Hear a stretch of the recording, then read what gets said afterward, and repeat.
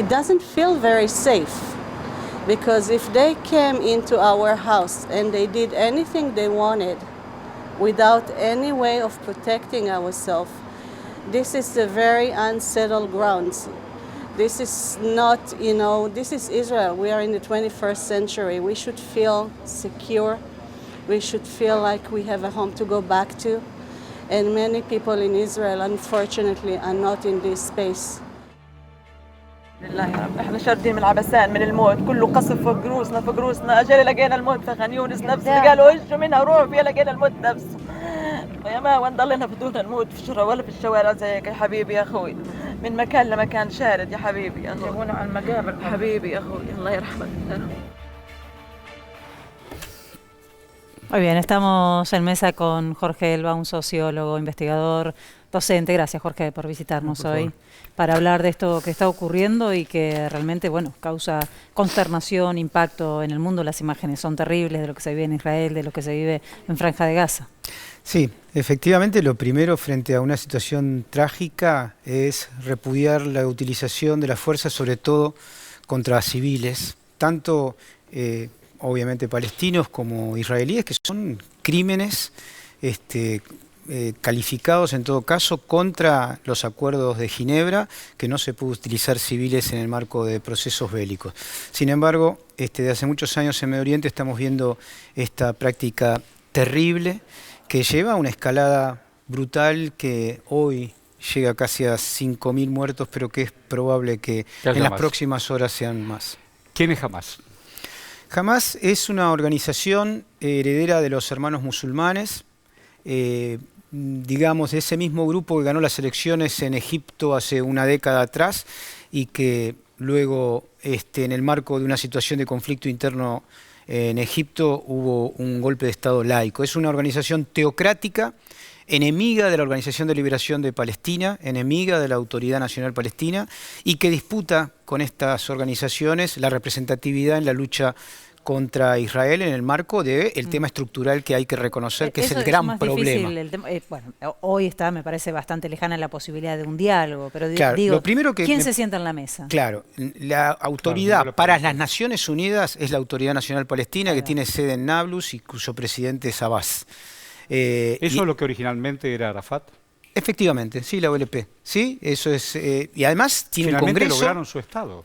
No, la realidad es que es un Estado ocupado militarmente en Cisjordania, con una autoridad muy limitada, sin soberanía plena y además con la ocupación por parte de 600.000 colonos israelíes al interior de Cisjordania, cosa que hace absolutamente inviable, y con el robo de agua, el robo de tierras, etc. El problema estructural de este conflicto, más allá de condenar obviamente las barbaridades, brutalidades que se cometieron sobre todo contra niños, mujeres, ancianos y civiles en general, es que no hay un Estado palestino.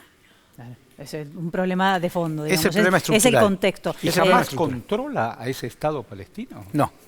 Hamás controla básicamente desde el 2007 a la Franja de Gaza, en la cual viven más de 2 millones de personas, es el lugar probablemente de mayor densidad del mundo, con una dependencia muy fuerte, paradójicamente, de infraestructura de Israel. O sea, hay 2,5 millones de personas que en este momento no tienen electricidad, no llegan alimentos, no tienen agua porque les cortaron todos los suministros. Así es porque no tiene autonomía incluso energética. Entonces, ahí el problema básicamente es que Hamás, al igual que la ultraderecha israelí, tienen la misma visión de que ese territorio lo consideran propio y que los otros son herejes, ¿no? Para los hermanos musulmanes y específicamente para Hamás, la presencia de cristianos y judíos en la tierra santa de Al-Aqsa es una herejía. No así, insisto, para la Autoridad Nacional Palestina, que siempre propende obviamente a un discurso, a una negociación política, sabe que esto supone como única posibilidad una solución política en la conformación de 2 estados, que es lo que votó las Naciones Unidas en 1947 cuando dispuso la partición de Palestina y la conformación de 2 estados. En aquella oportunidad, hay que recordarlo y hay que decirlo, se fundó el Estado de Israel y no se consolidó Palestina por decisión en aquel momento de los países árabes que invadieron y que se quedaron con Cisjordania se quedó Jordania y con Gaza se quedó en aquel momento Egipto. Hasta 1967, la Guerra de los 6 días, que Israel tomó esos territorios, y Jerusalén Oriental, tomó esos dos territorios, Gaza y Cisjordania y Jerusalén Oriental, y permanece hoy en estos dos últimos. Digo, después con la guerra de Yom Kippur avanzaron.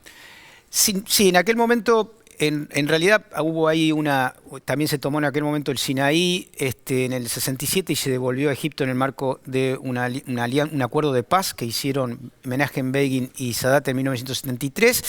En el 67 se ocupó también el Golán, que es un territorio de Siria y una zona limítrofe con el Líbano. En el 73, en la guerra de Yom Kippur, se avanzó, pero luego se volvió a las fronteras de 1967. ¿Cómo impacta esto en un mundo que ya tiene un conflicto bélico como es el de Ucrania-Rusia? Se habla también de que se genera alguna tensión con respecto a los recursos, a Estados Unidos, que hasta aquí viene colaborando con Ucrania y juega ahora también con Israel. Digo, ¿cómo impacta en la escena internacional este conflicto? El petróleo en el Golfo. Sí, desde mi punto de vista, que por supuesto es debatible con cualquier otro punto de vista, el gran responsable de la guerra en Medio Oriente es Estados Unidos.